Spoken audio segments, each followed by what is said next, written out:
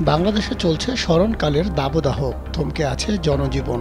বিষয়টির সংবাদ শিরোনাম হয়েছে আন্তর্জাতিক বিভিন্ন গণমাধ্যমে। সেখানে বলা হয়েছে বাংলাদেশের বিভিন্ন অঞ্চলের উপর দিয়ে তীব্র তাপদাহ বয়ে যাচ্ছে। কোনো কোনো এলাকায় তাপমাত্রা ৪২ ডিগ্রি সেলসিয়াস ছাড়িয়েছে। এতে শিশুসহ সাধারণ মানুষ চরম ভোগান্তিতে রয়েছেন। স্কুল কলেজ বন্ধ ঘোষণা করা হয়েছে। বৃষ্টির জন্য দেশের বিভিন্ন স্থানে নামাজ পড়ছে। এর কারণ হিসেবে গণমাধ্যমগুলো বলছে, মূলত জলবায়ু পরিবর্তনের বিরূপ প্রভাব পড়েছে বাংলাদেশের উপর। সংকট এতটাই প্রবল হয়েছে যে ৩,৩০,০০,০০০ শিশুর স্কুল বন্ধ ঘোষণা করা হয়েছে। বাংলাদেশের দাবদাহ নিয়ে যুক্তরাজ্য ভিত্তিক সংবাদ মাধ্যম বিবিসির শিরোনাম,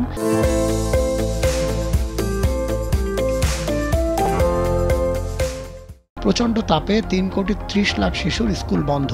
তাদের প্রতিবেদন বলছে, বাংলাদেশের কয়েকটি এলাকার তাপমাত্রা ৪২ ডিগ্রি সেলসিয়াস ছাড়িয়েছে। স্কুল কলেজগুলো ২৭ এপ্রিল পর্যন্ত বন্ধ ঘোষণা করা হয়েছে। বিবিসি বলছে, জলবায়ু সংকটের কারণে বিশ্বের সবচেয়ে ঝুঁকিতে থাকা দেশগুলোর একটি বাংলাদেশ। জলবায়ু পরিবর্তনের কারণে সমুদ্রপৃষ্ঠের উচ্চতা ৩০ থেকে ৪৫ সেন্টিমিটার বাড়লে বাংলাদেশের উপকূলীয় জেলাগুলোর ৩,৫০,০০,০০০-এর বেশি মানুষ বাস্তুচ্যুত হতে পারে। দক্ষিণ ও দক্ষিণ পূর্ব এশিয়ার দাবদাহ নিয়ে প্রতিবেদন প্রকাশ করেছে যুক্তরাষ্ট্র ভিত্তিক সংবাদ মাধ্যম দ্য নিউ ইয়র্ক টাইমস। সংবাদ মাধ্যমটি বলছে, প্রতি বছর এপ্রিল মাসে দক্ষিণ ও দক্ষিণ পূর্ব এশিয়ার আবহাওয়া সাধারণত গরম থাকলেও এবছর তা অস্বাভাবিক বৃদ্ধি পেয়েছে। দাবদাহের ভয়াবহতা তুলে ধরতে নিউ ইয়র্ক টাইমস এক রিকশা চালকের বক্তব্য তুলে ধরেছে। নূরে আলম নামের ওই ব্যক্তি ঢাকার মগবাজার এলাকায় রিকশা চালান।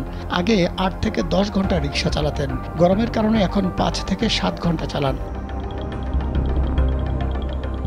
গরমের মধ্যে বাংলাদেশের মানুষের বৃষ্টির জন্য প্রার্থনার খবর তুলে ধরা হয়েছে বার্তা সংস্থা এএফপির খবরে। এএফপি বলছে, গরম থেকে মুক্তি পেতে শহরের মসজিদ ও গ্রামের মাঠে নামাজ আদায় করছেন মুসল্লিরা। এএফপির এই প্রতিবেদন প্রকাশ করেছে ভারতীয় সংবাদ মাধ্যম টাইমস অফ ইন্ডিয়া।